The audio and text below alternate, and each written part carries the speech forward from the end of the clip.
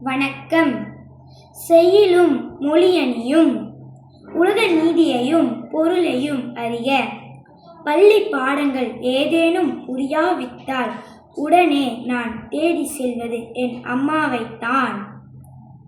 மிகவும் பொறுமையாக எனக்கு சொல்லிக் கொடுத்து புரிய வைப்பார். அன்றொரு நாள் எனக்கு காய்ச்சல் கண்டது. அம்மா என் வாடிய முகத்தை பார்த்து துடித்து போனார்.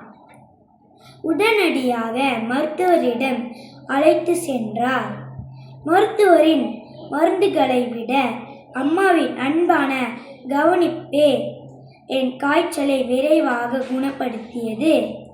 என்னை ஈன்றெடுத்த அன்பு அன்னையை என்றும் மறவேன்.